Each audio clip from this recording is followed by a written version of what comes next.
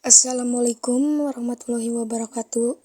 Perkenalkan, saya Putri Andini dari kelas 12 TKJ 3. Di sini saya akan menjelaskan tentang keamanan jaringan situs Bank Syariah Indonesia. Definisi keamanan jaringan. Keamanan jaringan adalah perlindungan terhadap jaringan komputer dan sistemnya dari ancaman siber. Keamanan jaringan mencakup berbagai teknologi, perangkat, dan proses untuk menjaga kerahasiaan, integritas, dan ketersediaan data. Keamanan jaringan bertujuan untuk mencegah akses tidak sah ke jaringan, mencegah pencurian data, mencegah kerusakan bagian fisik komputer, meminimalkan dampak finansial dan operasional dari serangan siber. Di sini juga ada aspek-aspek keamanan jaringan. Yang pertama, ada kerahasiaan atau confidentiality, yaitu menjamin bahwa informasi sensitif hanya dapat diakses oleh orang yang berhak. Yang kedua, ada integrity atau integritas, yaitu menjamin bahwa data tidak diubah, dihapus, atau rusak tanpa izin. Yang ketiga, ada ketersediaan atau availability, yaitu menjamin bahwa sistem data dapat diakses oleh pengguna yang berhak kapan saja. Yang keempat, ada autentikasi atau authentication, yaitu verifikasi identitas pengguna atau perangkat yang mencoba mengakses sistem. Yang kelima, ada control access atau access control, mengatur siapa yang boleh mengakses informasi dan apa yang dapat mereka lakukan dengan informasi tersebut. Manfaat keamanan jaringan yaitu pertama, perlindungan data sensitif, melindungi informasi penting dari akses yang tidak sah. Yang kedua, menjamin ketersediaan layanan, memastikan layanan tetap dapat diakses oleh pengguna yang berwenang.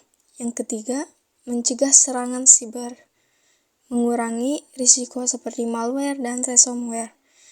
Yang keempat, meningkatkan kepercayaan layanan, membangun kepercayaan terhadap keamanan data. Yang terakhir, ada kepatuhan terhadap regulasi, membantu organisasi mematuhi peraturan keamanan informasi.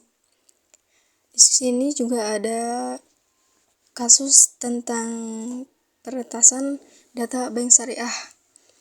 Kabar peretasan data nasabah sempat menghebohkan dunia perbankan. Kali ini datang dari salah satu bank syariah, badan usaha milik negara. Pada tanggal 8 Mei 2023, layanan mobile banking dan ATM BSI atau Bank Syariah Indonesia terganggu selama sepekan. Awalnya, BSI menjelaskan bahwa gangguan tersebut terjadi karena sedang dilakukan pemeliharaan sistem, sehingga layanan tidak dapat diakses untuk sementara waktu. Penyebabnya, pada tanggal 14 Mei 2023, fakta baru terungkap bahwa gangguan layanan BSI sebenarnya disebabkan oleh serangan ransomware dari sekelompok hacker.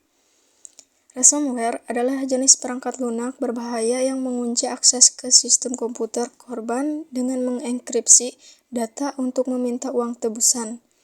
Para pelaku ransomware yang dikenal sebagai Lockbit memberikan batas waktu 72 jam kepada manajemen bank untuk menghubungi mereka.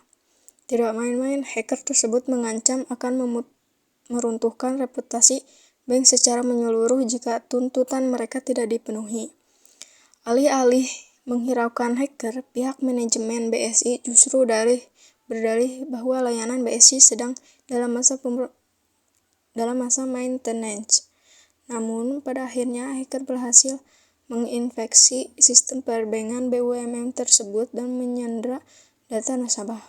Dampak atau efek dari peretasan yaitu kebocoran data pribadi sebenarnya bukanlah hal baru, namun merupakan masalah yang sangat serius dan memprihatinkan, karena dapat terungkapnya informasi pribadi nasabah seperti nomor rekening, informasi kartu kredit, data identitas, dan detail keuangan dapat memiliki dampak yang merugikan.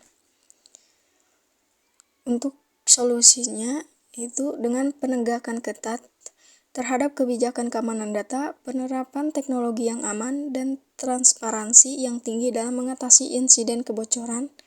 Sektor perbankan dapat memulihkan kepercayaan nasabah dan melindungi privasi serta keamanan informasi pribadi mereka. Harapan ini juga mencakup upaya pemerintah dan regulator untuk menguatkan kerangka hukum yang efektif dan lembaga perlindungan data pribadi yang kompeten. Jadi kesimpulannya, sistem keamanan jaringan melindungi jaringan dari ancaman.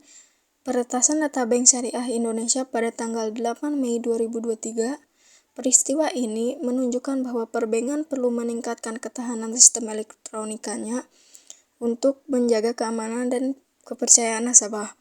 Peristiwa ini juga menunjukkan bahwa perbankan perlu menerapkan strategi keamanan yang berlapis-lapis untuk mencegah risiko reputasi.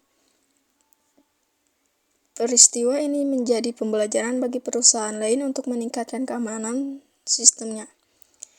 Mungkin itu saja penjelasan dari saya. Sekian, terima kasih.